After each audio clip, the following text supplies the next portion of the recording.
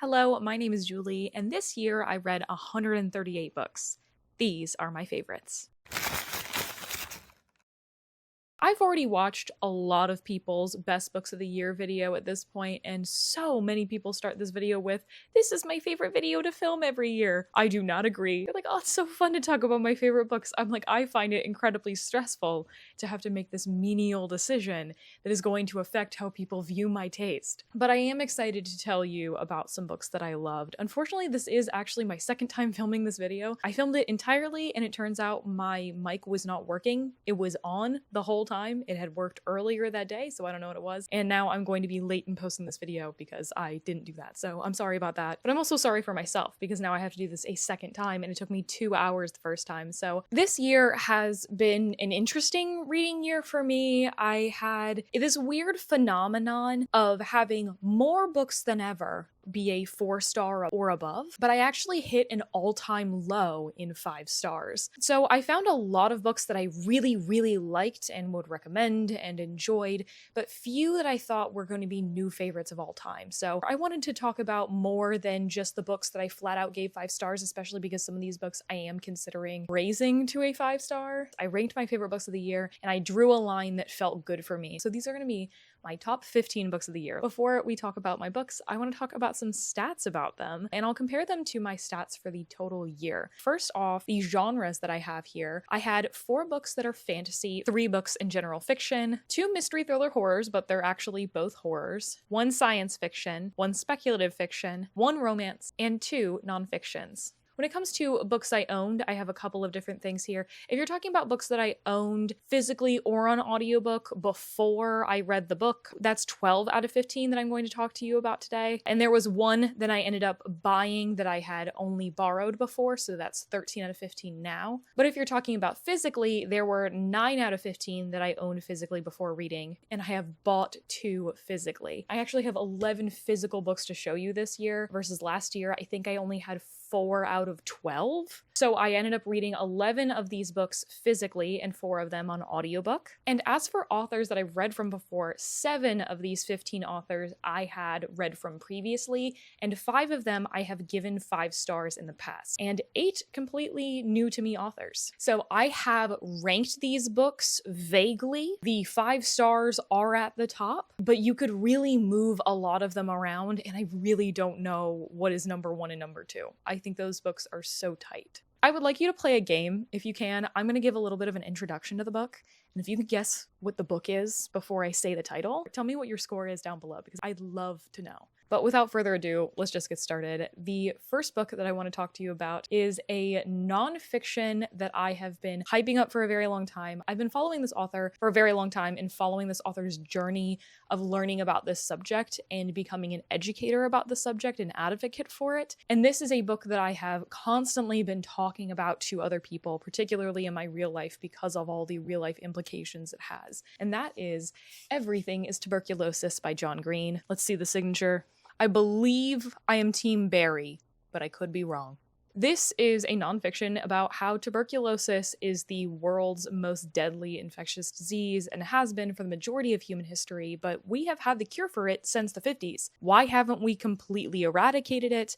It's because, and I'm paraphrasing a very famous quote, "Where are the drugs? They are where the disease is not, and where is the disease? It is where the drugs are not." The countries that have established healthcare systems, that have these technologies, have eradicated tuberculosis in their country and do not want to share with others. It comes from a lot of greed. John Green is combining the scientific principles of tuberculosis with the history of tuberculosis, and especially talking about how it has shaped humanity so much so that nearly everything is tuberculosis and how that applies to today, but also talking about the personal narrative of Henry Inasatu. One time when John was in Sierra Leone doing his regular work with Partners in Health, they took him somewhere new, which was a tuberculosis ward in the area, and he met a young boy named Henry, who John's son is also named Henry, and they seemed to be about the same age. It was this happy boy who led him through the ward, and he knew everybody and everyone loved him. When Henry walked away, he asked, "Oh, where's Henry's parents?"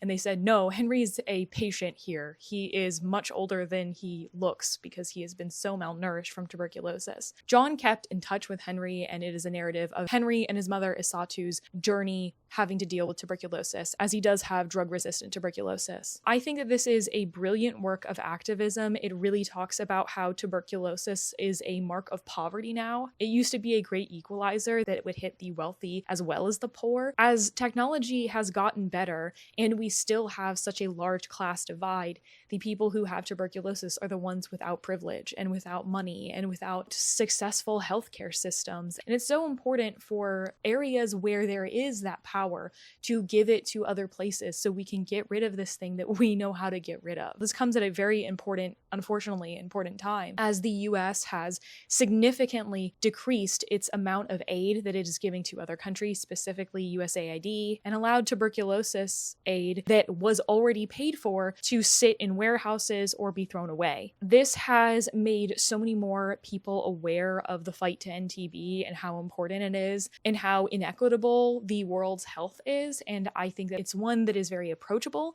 It's one that you can knock out pretty quickly, and it's one that's going to change you. Now I'm going to talk about probably one of the most popular books on my list that is on everybody's favorite books of the year list. It's funny, it has high stakes, and it has an element to it that's new to a lot of us in the booktube sphere, and that is Dungeon Crawler Carl by Matt Dinniman. This is about our main character, Carl. He is a pretty regular guy, and one day he is outside in the middle of the night trying to get his ex-girlfriend's cat to come back into the house, and aliens suddenly decide to crush every single person on the planet who is inside. Every other person or animal that is alive has to go into these dungeons that they have formed underneath the surface of the earth, and they have to fight their way through these dungeons. It turns out that this is something that happens pretty regularly in the universe, that there are these shows that are run by these different corporations torturing a different planet in order to get its resources. And it turns out his ex-girlfriend's cat is now given the ability to speak, and the two of them are on a team desperately trying to become the very first people to ever survive these dungeons, as it is being broadcast to the entire universe. I like to pitch this book as if The Hitchhiker's Guide to the Galaxy and The Hunger Games had a video game baby. It has that Monty Python absurdist humor that The Hitchhiker's Guide to the Galaxy has. It has to do with aliens destroying Earth for their own purposes and not caring about humanity. On the Hunger Games side, it is a constant fight to the death. There's a bit of a leaderboard going on. It's got that competition aspect, but it also has the aspect of the reality TV part in trying to appeal to an audience on top of doing all of these horrific things. And I think that that is a really interesting combo. And the video game part of it is that it is a lit RPG. If you're not familiar, a lit RPG is a type of book that follows a character who is progressing through a fantasy, usually world, getting more powerful, but they are actually able to see their stats as if it is a video game. I think Matt Dinniman made lit RPG so accessible. I had only ever heard of lit RPG for like maybe a couple months before I had heard of Dungeon Crawler Carl. And it sounded like something that would be kind of technical and not very smooth, but I think that this, like a good video game, was great at introducing the right amount of information at the right time and pacing that out. I've read the first two books now, so I've seen how he's doing this throughout the books, and I just think it's really well done. These books are hilarious. They consistently have me laughing out loud, particularly if you have the ability to listen to the audiobook. It is exclusive to Audible, which sucks, and I no longer have an Audible subscription, but I am lucky enough to have my friend who already owned all the books is loaning me them. The narrator is one of the best in the business and is so good at giving all of these different voices and giving them such flair. The amount of shenanigans very much feels like a video game. It almost felt like Dead Rising to me, where you can make all these combo weapons and everything, and you're running around in your tight girl's bikini on this large motorcycle man. Like, that's the feeling that I got while reading this book. It's just a lot of fun. It'll make you laugh, but it also has enough stakes and danger for you to stay interested. This is definitely one of the books that I would recommend to people who are fairly new to reading and want something addictive that they aren't going to want to put down. Next up, we have a fantasy book that I genuinely did not hear a lot of people talk talking about before I read it. But it had fantastic reviews, and we read this for my book club earlier this year when we were reading books that were inspired by African mythology. It took me a minute, but it really blew me away. That is The Final Strife by Sara El-Arifi. This is the first in the Ending Fire trilogy, which is inspired by African and Arabian mythology. So the entire world has burned down except for these couple ships of people who landed on this island generations ago. And there are 3 different blood classes of these people. The Red Bloods are in control. They're the ones who got everyone there, so they're in power, and they also have magic. The Blue Bloods don't have magic, and they are sort of the working class, constantly working paycheck to paycheck, never being able to advance. And the clear-blooded people, they also had that same lot as the Blues, but a couple generations back, they tried to rebel, and now they have been fully enslaved. We follow one girl from each of these blood classes, but mostly we follow Scylla, who is a red blood who was switched out as a baby by blue-blooded people for a blue-blooded baby, hoping that when she gets older, she can train and she can become this inside man that they'll have to take down the Reds in the future. However, Scylla has had some terrible things happen to her in her life. She has fallen into addiction, and she hasn't been very productive as far as her rebellion stuff goes.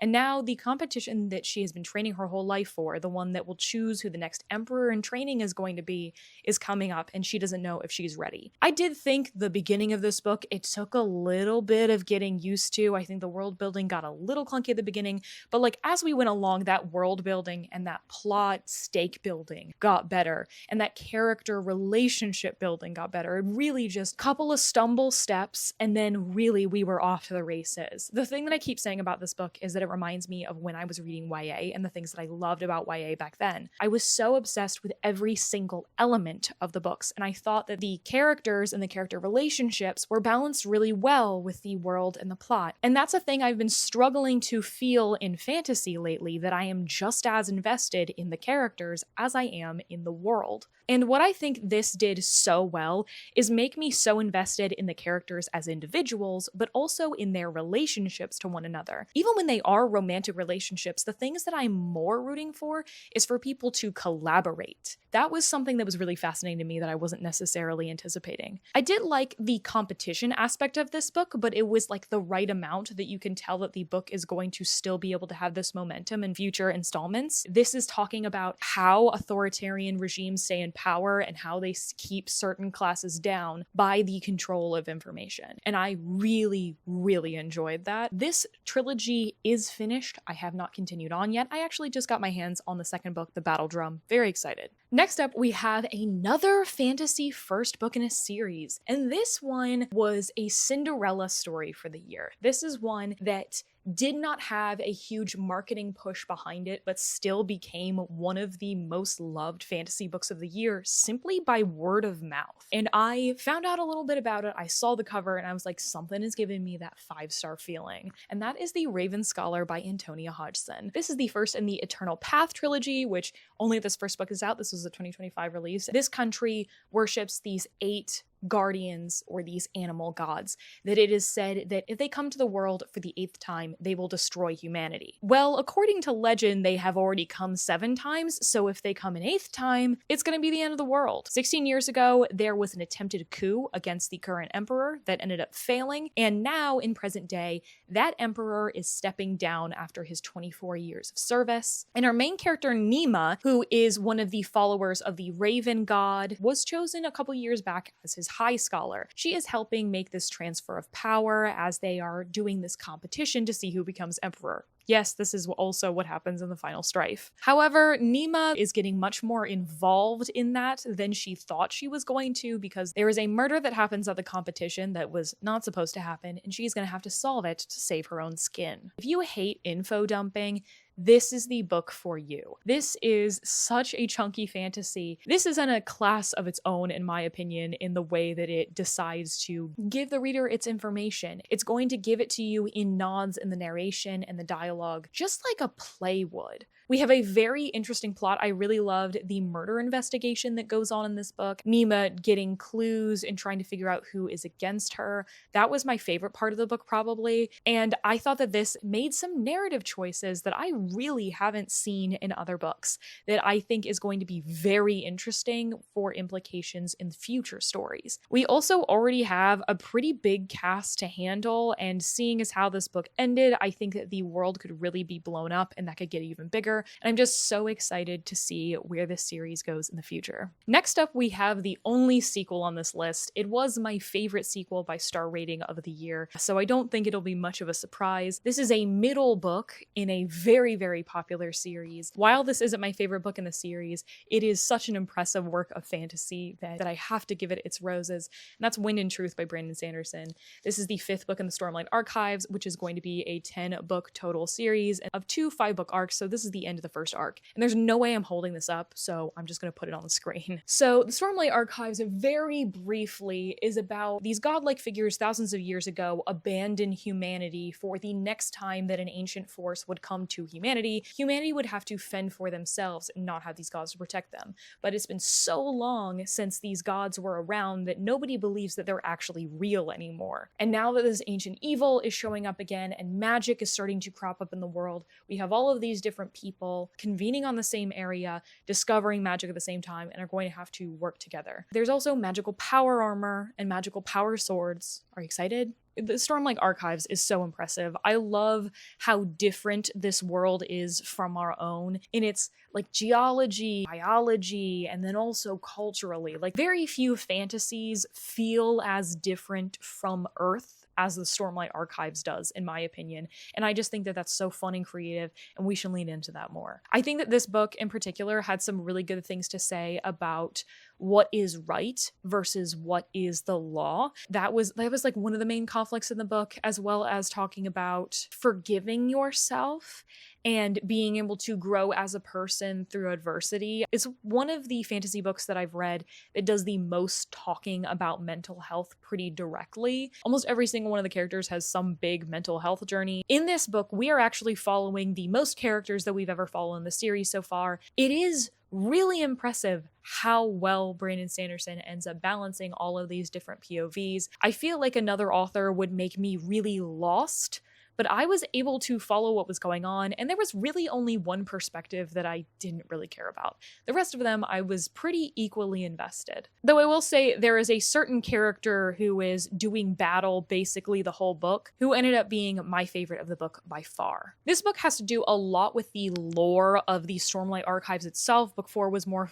focused almost on lore of the Cosmere, in my opinion, and this book was like, okay, we are going to, info dump about a lot of the things that were going on in this world. And it was really interesting putting those pieces together and seeing how many things had been set up from before. And it really made me want to reread the series to pick up on all those little things that have been sown so far in the past.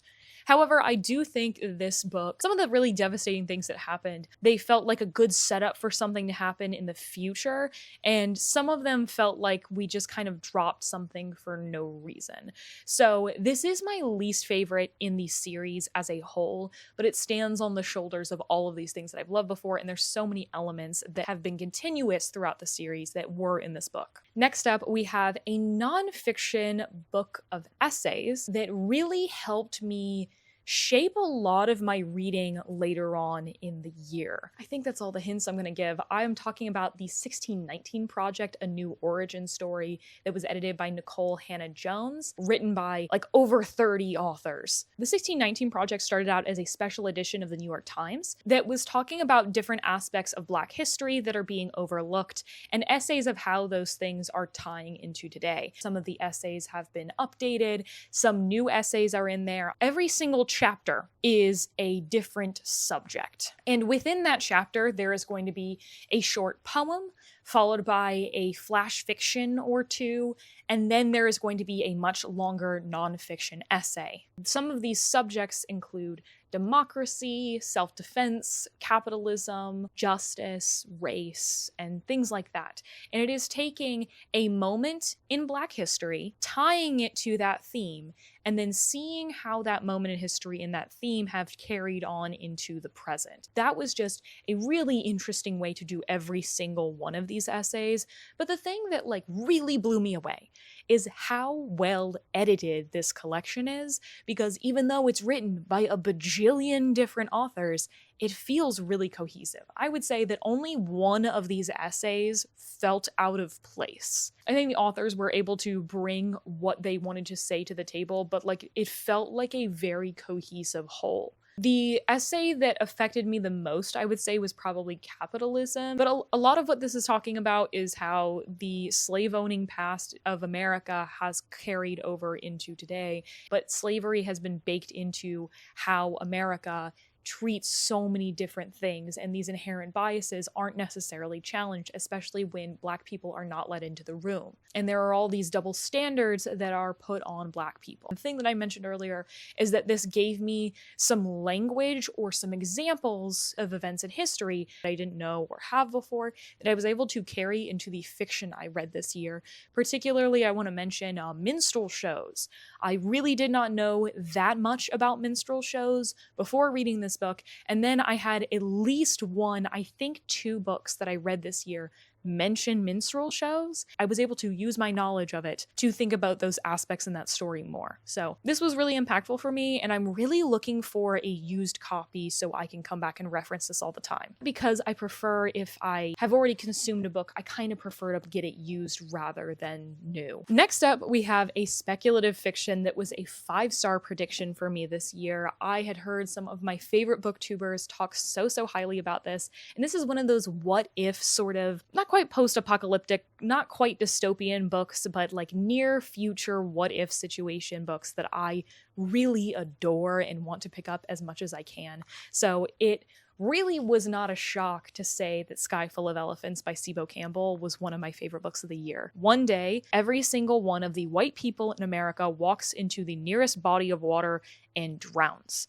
And our main characters are Charlie and Savannah. Charlie is a Black man who was, until the event, incarcerated for something he did not do. And Savannah is his half-white daughter who he has never had the opportunity to meet. A while after the white people have died, Savannah ends up reaching out to him saying, "Hey, you made me, you owe me, you're gonna do me a favor." And he goes to her and they have a little bit of a road trip and find some new places for them to question how they are living now. This is a book that asks the question, what is specifically the American Black identity without white people? This is such a thought-provoking book, as these characters have been living a certain way and they are starting to question, oh, okay, maybe I am putting boundaries on myself that I don't need to have because I have not been shown a way to be myself, because I wasn't allowed to be in my culture. The first half of the book is kind of focusing more on Charlie, and the second half of the book is kind of focusing more on Savannah,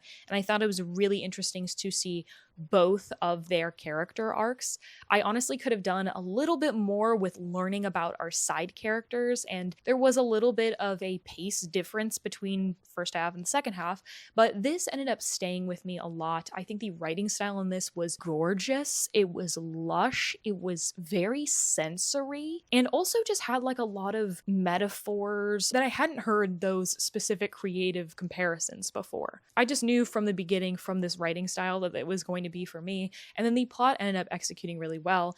This, I think, more than any other book that I read this year, I really need to be adapted, because I think that this has such a clear vision for what it's going for and could translate into the media of film so well. Really loved this one. Next up, we have a horror that nobody but me will like, and I don't care. I will scream it from the rooftops. I really love this book. From an author of speculative fiction that I've really enjoyed before, an author that loves towing the line between past and present and different genres, I am talking about Model Home by River Solomon. Saarland is one of my favorite books. It made my top 10 or whatever the year that I read it. And the other books of theirs I enjoyed but didn't love. And this one I had heard like pretty poor reviews for River Solomon, and I was like, I don't think I'm gonna like it. And then I loved it. I loved it from the opening lines. This has a writing style that it's gonna work for you or it's not. Anyway, let's talk about the plot before I go more into that. So the Maxwell siblings grew up in Texas as the only Black family in a very rich gated community. They grew up with a very complicated mother who expected a lot of her kids, was very affected by the living situation that they were in, and also did a lot to sort of manipulate her kids. Maybe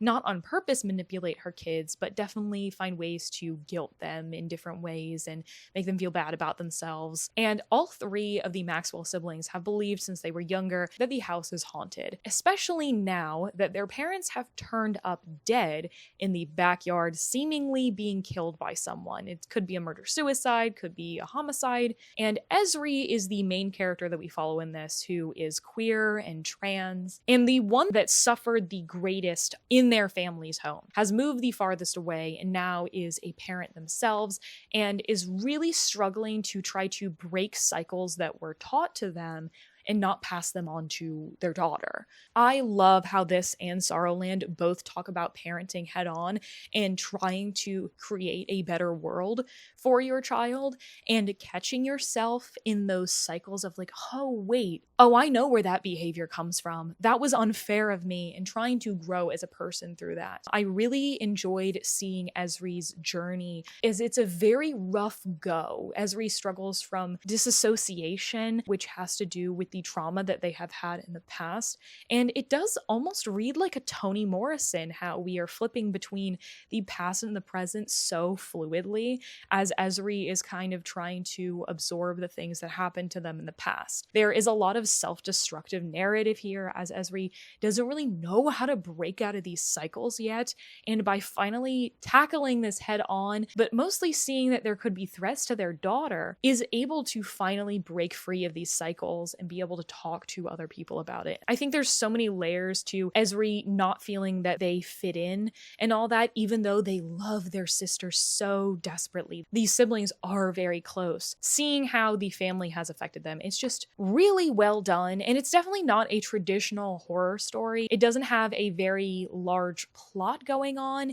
It is mostly the fact that there is a potential haunted house, and it has this like dreamy, strange writing style. I love this one. In my mind, I would think that this would be like the lowest rated of these, but I actually don't think it is. The next book is one of the most popular books of 2024. It was one of the books that the most people had on their best books of the year in 2024, and also has become one of the most awarded books in recent years, especially because it's the most recent book to win many of those awards. It is historical fiction, it is a retelling, and it is putting things in a new modern lens that I think really works well. And that is, of course, James by Percival Everett, which, oh wait, hold up. We didn't peep the signature. Peep the River Solomon signature? I'm sorry, Rivers. Who decided that the name would be plural? Peep the Percival Everett.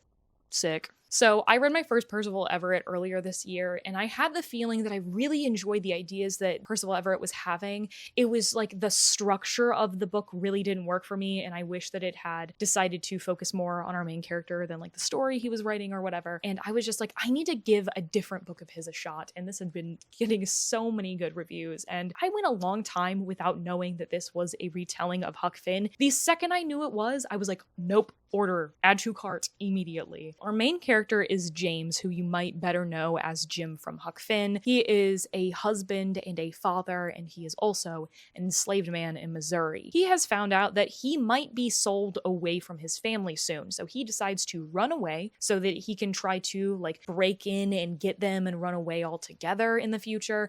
But the child that he is constantly surrounded by, Huck Finn, decides to run away with him, and that throws some wrenches in his plans. This starts out very similar, like one-to-one with the plot of Huck Finn. And the further it goes, the more it is focusing on James and not Huck, and the more it actually differs in plot. I was not a humongous fan of Huck Finn when I was reading it in school, and I think that mostly came from the fact that like I'm a modern reader and I didn't really have enough context to understand like how revolutionary the book was at the time, and I like wanted it to go further, and this was sort of an answer to that, and also gave me so much more appreciation for Mark Twain retroactively, and I want to go read it again. Percival Everett talks about himself as being in conversation with Mark Twain, and I think that's a really good way to talk about this, as he is pulling a lot of stuff from Mark Twain. It has the humor of Mark Twain's, shockingly.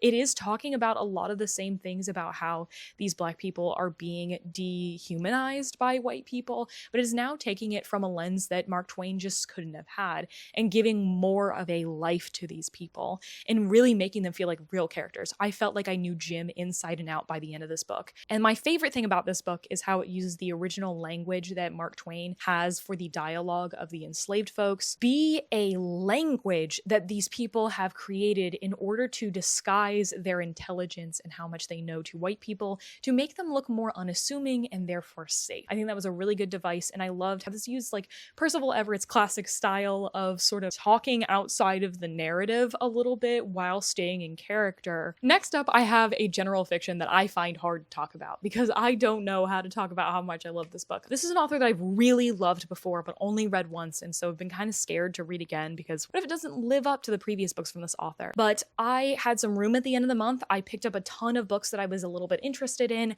and this was the only book that when I read a page or two, I could not put down, and that is Intermezzo by Sally Rooney. I don't think many people will think that this is such an unputdownable book, but I find Sally Rooney's writing to be so engrossing. So this is about our main characters, Peter and Ivan, and they are brothers. They're also 10 years apart, so they're not very close, and their father recently passed away. And the two of them are not dealing with that great. They're not dealing with their relationship with each other very well, and both of them are currently going through questionable romantic relationships right now. Peter, who's in his 30s and is a lawyer, has this woman who was the love of his life. They have sort of been in a situationship for a long time because she physically cannot do the relationship that they used to have, and because of that, she's, wanting him to move on and not be with her anymore, and he's having problems with that. At the same time, he is seeing other people, and he meets a woman who is much younger than him. She's about his brother's age, and he starts having a relationship with her, and he's kind of struggling, like, what do I do about either of these people? And Ivan, who is a 22-year-old former chess prodigy whose score is now dwindling, is questioning whether this is the path he should have gone on, while he is also now pursuing a relationship with a woman who's older than his brother. And he is sort of questioning, like, even though I'm so happy in this relationship, should I be taking into account what other people are going to think about us? I think Sally Rooney is one of those authors just really understands humanity and what people think like, and just those universal feelings, even when you have not been in the situations that the characters have. I think the desperation and the loneliness that these characters have as they are just wanting to be happy and make other people happy is so palpable. I love how locked in I get into the points of view that she has. I felt like I was within these characters' minds. They felt so real to me. Even when I didn't agree with the character, or the character is referring to something that they did in the past that they regret, things that they think are messed up now, one or both of them do things that make it clear that they really didn't see women as people, and they are growing from that. And I think that it was so interesting to see how these two brothers who do not interact very many times in this book are constantly thinking about each other, and how the other person's perception of them is so important. And it takes a long time for their barriers to be broken down enough for them to actually have a good relationship with each other. And I just, I think that the ending of this book is going to be a little bit controversial, but it was one that I end up walking away pretty pleased with. It was not one that I was expecting, but I think that we need right now. As a speculative fiction fan, it's like so hard to put my finger on what I love about general fiction, but this just really worked for me. And I think Sally Rooney writes in such a way that just hardwires into my brain and gets straight to my emotions. And we have another general fiction family drama. And this one is one of the first ones that I read this year. I read this because it was one of the booktubers who had the most in common with me, had this as one of their favorite books of the year. And it was one of my friend Katie's best books of the year. This is like the first 5-star that I gave out this year because it made me feel so much so quickly, and does some things that I think are done poorly in books, but this time it takes those things and executes them so flawlessly. And that is Hella Beautiful by Anna Politano. This is a general fiction that takes place over decades. It starts mostly mostly in the late 70s, and it follows the characters over decades. We follow the Padovano family. There's a mother and father and 4 sisters, Julia, Sylvia, Cecilia, and Emmeline. This family is lightly inspired by the family in Little Women. This book does follow some of the same plot threads and everything. It has a lot of the same themes, but it is sort of remixing enough what is going on. The sisters are not a one-to-one representative in the original book. It is sort of a modern take on the same sort of ideas. We start out in the late 70s following William, who meets Julia in college, and the two of them fall in love and get married pretty young. We are following mostly Julia, Sylvia, and William, 2 of our sister characters and the Laurie character. Something that's really interesting about this book is that it'll follow one character over the span of many years for a chapter. One big thing will happen, and then in the next chapter, it'll reverse in time, and we'll follow a different character and see how they reacted to that same thing happening, or they have a different perspective, they have information that the other person doesn't know, they're making decisions behind the other person's back or whatever. I just thought it was such an interesting device. I've seen books do that before and it not work. I've also seen books that, skip through so many years not work for me. This did not feel like it was skipping through it all. It felt like a very complete story. It didn't feel like we were just skipping to the important bits. These characters also felt very real to me. I love that this book is a lot about making the best decision for yourself, even if other people aren't going to be very happy with that decision, and making the decisions that you think are best, and sometimes owning up that they weren't in the end. And I really appreciated that, and there was a lot of emotion and heartache around that as the characters feel that maybe another person has slighted them or betrayed them, or maybe that they were the one who turned the cold shoulder and they don't feel like being the one to forgive someone. And one of the things that I loved most about this was its depiction of depression. I am a person who has struggled with depression myself. It is something that I've had to be treated for in the past and something that I'm going to have to deal with for the rest of my life. And I think the way that this talks about having a depressive episode, the way that it talks about everything in the world going gray and the depersonalization you have, the way nothing feels good anymore and how nothing feels like it will ever be good again in a very fatalistic way, was so accurate. And I really loved the way that it was handled in this, because I think it is a subject matter that is handled in this type of book a lot, but it stood out to me. Like I've said with a lot of these characters just felt so real to me. Like I could just stop by in Chicago and meet these people. I really enjoyed it. My hand hurts from holding the books, but luckily I don't have to hold this one because this was a book that I listened to on audiobook and was an author that I read from before, enjoyed, and other people had pitched this second book to me. And I just thought, I know you're saying you really like that book, but that doesn't sound like something I'm going to like as much. It ended up totally taking me by surprise that this I actually loved way more than the other book. This is a genre bending book that has so much heart in it that I was absolutely obsessed, and that is Vampires of El Norte by Isabel Cañas. The first book I was talking about was The Hacienda. The way that this was talked about, it was talking about vampires. I'm like, I don't traditionally like vampires, and it was talking about how much more of the romance was important to the story, and I'm like, I'm not much of a romance girly, so I was like, this probably isn't going to be for me. I kind of picked this up on a whim because the audiobook was available, and wow, was I blown away how fantastically crafted this book was, but like mostly that it was for me. I could understand other people enjoying this synopsis, but it didn't seem like it was for me, and it was. So our main characters are Nana and Nestor, and they grow up together. They are as thick as thieves and love each other very much, but they're too young to kind of do anything about it. But they know that they're never going to be able to be together because Nana's father is the ranchero and Nestor's family works his land. And one day when they are young teenagers, something terrible ends up happening. Because of that, Nestor thinks Nana is dead, and he ends up running away to save his own skin. And Nana, who actually is not dead, believes because of this that Nestor has just abandoned her. Years and years later, the Mexican-American War is happening, and the two of them are both called to help protect their people and their land. This is the perfect blend of genres. This is the perfect blend of romance,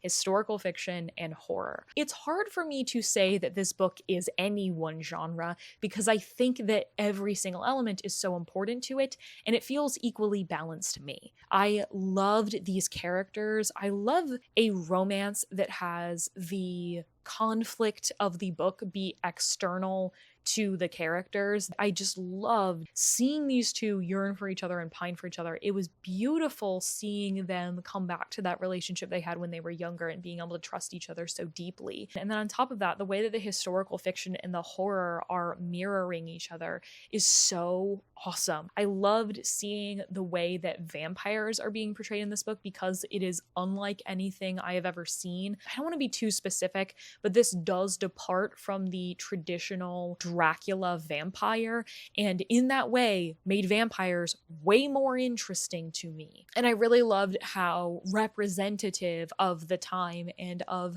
the stealing away of land that the vampires are. I think these two characters are absolutely made for each other. If you want yearning central, but you also want like stakes and these characters who are actually fighting for something on top of their relationship, that they have like an external goal to them as well, that they want to protect their families more than anything. It's so beautiful, and I want this to be filmed as well. The cover of this book already has such a beautiful sunsetty color palette that I need to see this on screen. This one should be a movie. Sky Full of Elephants should be a miniseries, my opinion. Next up, we have the only book shelved as romance that I have on my list. It is an author who I've absolutely adored before and is the only romance that I read this year that I would like really consider a favorite. It is such a beautiful story that I think is totally going under the radar. I've seen only a couple people mention it as favorites of the year, and that is Promise Me Sunshine by Cara Bastone. This is about Lenny, who lost her best friend to cancer very recently. She is living in New York City and is adrift because of it. She doesn't feel like she can even go back to the apartment that they shared together because it's so full of her. She is working as a nanny. She has a new job with a new child,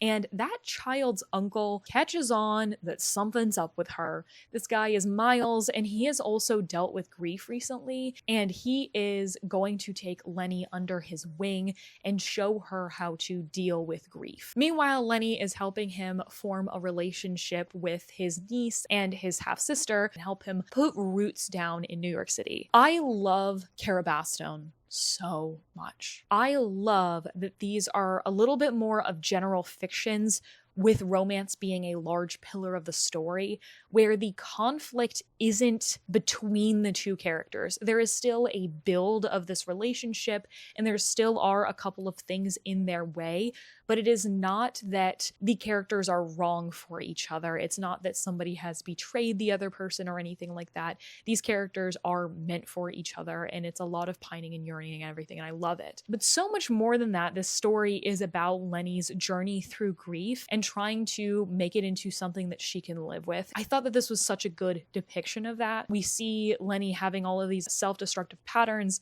and how Miles is trying to guide her away from that. There are a couple moments of this that I teared up, and I really just enjoy. Lenny is a character that I get along with really well. I liked the humor in this book, not quite as much as Ready Player One, if I'm honest.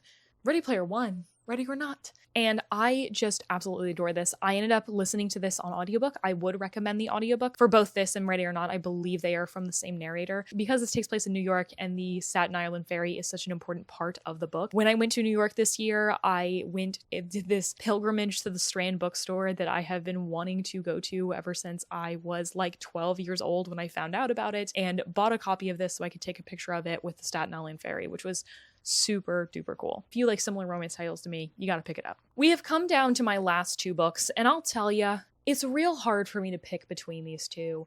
I feel like they're different enough, and I have such strong emotions about both of them. And really what sets these apart is I feel like I could write essay after essay after essay about what these books have done. And it's strange because I think these books are pretty unconventional picks for the most part. But one of them that I'm going to talk about is a speculative fiction, sort of dystopian type story. It should be taught in the same places that Orwell and Huxley are taught, and does so much with what feels like so little. And I am talking about The Memory Police by Yoko Ogawa, translated by, I want to say, Steven Snyder.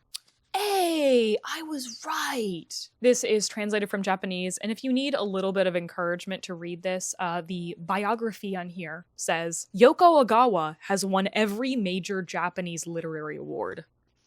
yeah, she's a big deal. But this is about an island that is in perpetual winter that is controlled by these people called the memory police, and they have the ability to erase anything or idea from the entire populace's minds. People will just wake up in the morning, no longer have an association with a thing. If they see it, they'll just have the impulse to throw it away and never see it again. Once it's not in their sight, they'll have no memory that it was even there to begin with. Our main character's mother, she was a person who was not affected by the memory police, and she tried to keep all of these objects to show her daughter, to show her like all of these things. That never really helped our main character remember these things. And her mother was taken away when she was younger, and now she is a novelist, and she is struggling for words as suddenly things are disappearing left and right.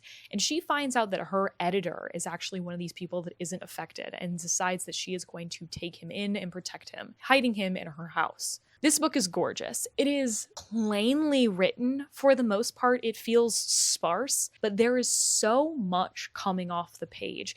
It feels like this is going to be a classic in the future. This is going to be one that people are talking about decades from now. This book talks about why information is so important to people. If you take away the tools that people have to be able to describe their situation, they will not be able to pick out why something might be wrong. If you don't give someone the language of how to recognize abuse, they're not going to be able to recognize it. And it's talking about this authoritarian, totalitarian, fascist regime that is absolutely controlling its people through fear and taking away things from it and having this absolute power. It's talking about how important it is to have solidarity, to be able to fight as a collective against something like that. And if you don't have that, you don't stand a chance. It's talking about freedom of speech being important. And an element that I haven't discussed yet is the novel that we see our main character writing. So not only do we see her story, we see her synthesizing her own story through the story she is writing. And I just really adored this. I think this is short enough that it's like hard for me. I think I've kind of over-explained a little bit of the book, but I don't want to get too much into the plot of it. I really enjoyed the progression of the story, and I adored the ending. I think it was the perfect ending for this book, and I think that some people will really disagree with me. This feels like an A24 film where it's kind of quiet, but it is saying so many things with so few words, and I just adored this back to front, and it left me reeling by the end of it. And the one that everyone's been waiting for, the final book that I'm going to talk about today, is actually not a novel, which really shocked me that something that's not a novel could make my list. I'm sorry, I read nonfiction as well, but that's like long form nonfiction. This is neither of those things. This is a story that I was forced to read because of a vlog that I did this year that I absolutely love. This was for my Taskmaster vlog that I did. If you love Taskmaster, I recommend you watch that video. It was so much fun. I had no idea what this story was before I read it. I think I had confused it with another modern classic when I was told that I had to read this, and I was like, okay, I'll read it. And then I got into it, and very quickly I started crying. This is one of two books that made me cry this year. The other one was Wind and Truth. There were a couple books that made me tear up, but this is one of two that actually made me full sob. And that is A Raisin in the Sun by Lorraine Hansberry. This is a play that was originally put on in 1959. This is about a Black family in post-World War II South Side Chicago. They are the Youngers, and they have lived in this apartment since the grandmother and grandfather were just married, and everyone has just been living on top of each other, not being able to get away from each other because they have never had the economic freedom to do so. And now the grandfather has passed away, and his pension is going to be coming in the mail, and they are going to be coming into money for basically the first time in their lives. And the family is a powder keg, as they all have different ideas of what they should do with the money. All four of these characters know each other so well. They have had all of these arguments so many times. They know exactly how to stick the other person, and everybody has a problem with each of the other people, but then you'll see a third person come in the conversation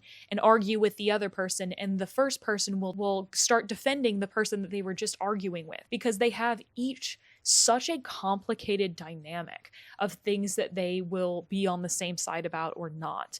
And it's so interesting to see all of these barbs thrown. Even though we never leave this apartment, this family is going through this because of the external pressures that are being put on them, because they do not have the mobility that other people have, because they have been forced to work tirelessly, that they have not been able to spread their wings, that they have to take so many risks to be able to do anything. And because all of these people have different views on the world, especially how they're raised, I think it very interestingly talks about the different roles of family members at this time. And I think Lorraine Hansberry just understood each of these four characters so deeply that I understood who each of these characters were immediately. And this is only 160 pages and it's just dialogue. The writing in here is gorgeous. I started tearing up just from the set description at the beginning, as it is so lovingly talking about how this family is so worn down from years and years of struggle.